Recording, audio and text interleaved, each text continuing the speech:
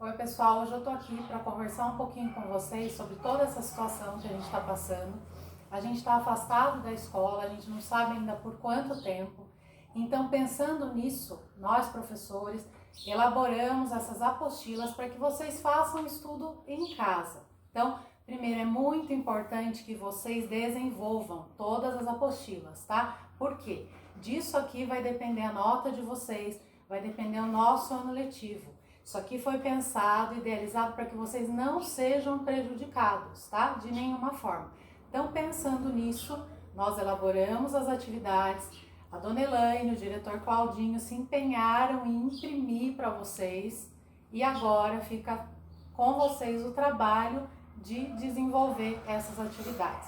Depois elas serão recolhidas, os professores vão corrigir e vocês vão ter nota, tá? Que isso fique bem claro. Então eu vou pedir que vocês façam de forma bem consciente, tudo bem? Detalhe importante, aqui na apostila a gente tem o cabeçalho, né? Vocês devem estar com ela em mãos. E temos aqui, ó, mês maio de 2020. Porém, teve uma mudança. Essas atividades, todas as atividades, na verdade, não só de língua portuguesa, vocês vão ter o mês de maio e o mês de junho para desenvolver, tá bom? Então, ignore isso aqui que é só maio. Na verdade, essa apostila ela servirá para os meses de maio e junho, tudo bem? Qual é a minha ideia com esses vídeos, gente? Explicar para vocês, passo a passo, item por item, a nossa apostila de língua portuguesa, tá? Como eu faço na sala de aula, né? Antes de qualquer exercício, a professora explica, vocês tiram as dúvidas, só que agora, em função desse distanciamento, eu vou explicar item por item, página por página, então serão alguns vídeos para não ficar muito cansativo nem muito pesado. E depois, se ainda restar alguma dúvida, vocês podem entrar em contato comigo no Messenger, como muitos de vocês já fazem, tá?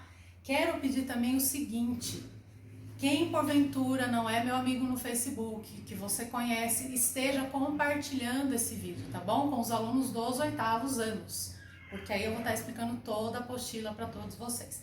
Então, começando aqui, ó, primeira página da apostila, tem lá o cabeçalho, você vai colocar o seu nome completo, o 8º ano que você pertence e a gente começa. A primeira atividade, que consta aí, ela é uma atividade de gramática, então eu vou relembrar com vocês alguns conceitos.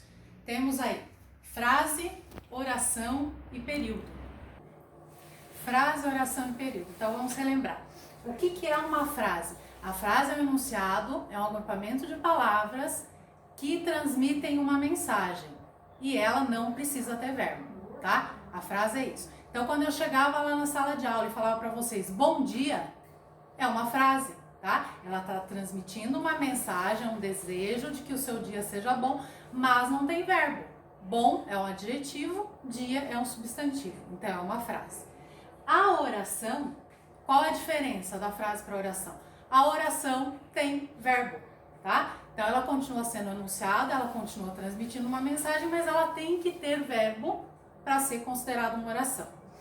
E o período? É uma frase que pode ter uma ou mais orações. Então é como se fosse um trecho maior e no meio desse trecho a gente encontra uma oração ou mais, tá? O período, ele se subdivide em período simples e período composto. Quando nós vamos ter um período simples? Quando nós analisarmos esse período e encontrarmos só um verbo, ou seja, só uma oração, todo o trecho dele, período simples. Se nós encontrarmos 2 ou mais verbos, significa o quê?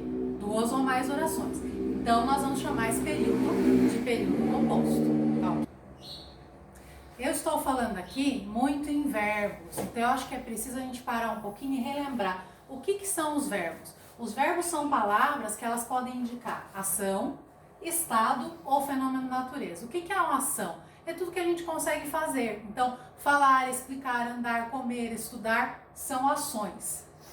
Estado pode ser um estado físico, um estado emocional da pessoa. Então, ela estava triste, eu fiquei preocupada. Estar, ficar, nesse sentido, são verbos. E fenômenos da natureza. Então, nevar, gear, chover, fazer frio, fazer calor, também são verbos. Na dúvida, de repente você está aí fazendo exercício. Ah, professora, eu não sei se essa palavra é verbo. O que eu falava para vocês lá na sala de aula? A gente pode testar. Você pega a palavra e tenta conjugar ela, porque a única palavra da nossa língua que nós conseguimos conjugar são os verbos. Então você põe aqui os pronomes pessoais, eu, tu, ele, nós, vós, eles, e vamos tentar conjugar. Eu vou dar um exemplo bem bobo aqui.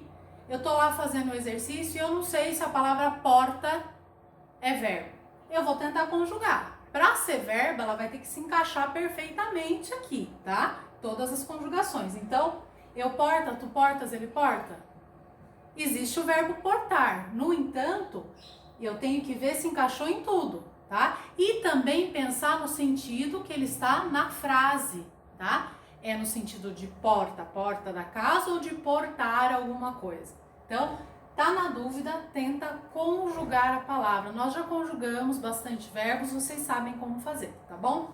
Então, primeiro exercício aí. Coloque A para frases e B para as orações. Então, vocês vão ler todas as sentenças aí. Se não tiver verbo, é frase, vai colocar a letra A. Se tiver verbo, letra B, porque é uma oração. É só fazer esse código, tá? Número 2. É um teste, tá bom? Vai assinalar uma alternativa só. Aponte a alternativa em que não há oração. Então, tem uma só aí que não é uma oração. É essa que você deve marcar. 3. Coloque PS se for período simples ou PC se for período composto. Novamente, leia com atenção cada item aí. Se tiver um verbo só, PS, período simples. Se você encontrar 2 verbos ou mais, PC, período composto.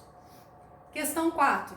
Coloque C de certo ou E de errado a identificação do número de oração e do tipo de períodos abaixo. Então, tem as afirmações aí. Por exemplo, letra A, número 1. Fui passear à tarde e à noite retornei.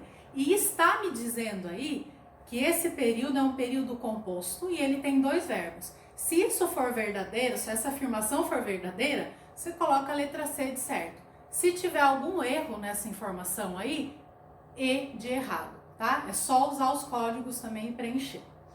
Questão 5. Coloque novamente certo ou errado para as afirmações colocadas nos parênteses. Então é a mesma análise, você vai ler e vai conferir se a informação que está sendo passada entre parênteses, se ela é certa ou errada. Se for certa, letra C. Se tiver algum erro, letra E.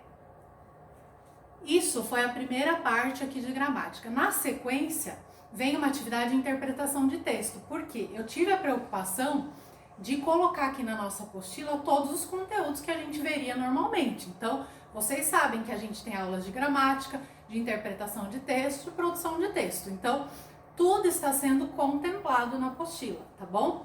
Então, temos aí um texto, o texto se chama Liberdade. Peço que vocês leiam com atenção, como eu sempre peço.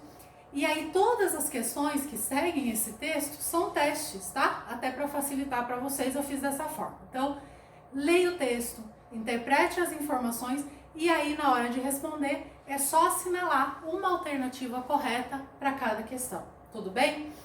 Depois eu vou voltar com o próximo vídeo, nós vamos continuar a apostila. Eu vou explicando passo a passo o que tem que ser feito, tá? Qualquer dúvida, pode entrar em contato comigo no Messenger e eu peço de novo, compartilhe com os colegas dos 8º anos, tá bom? Até o próximo vídeo.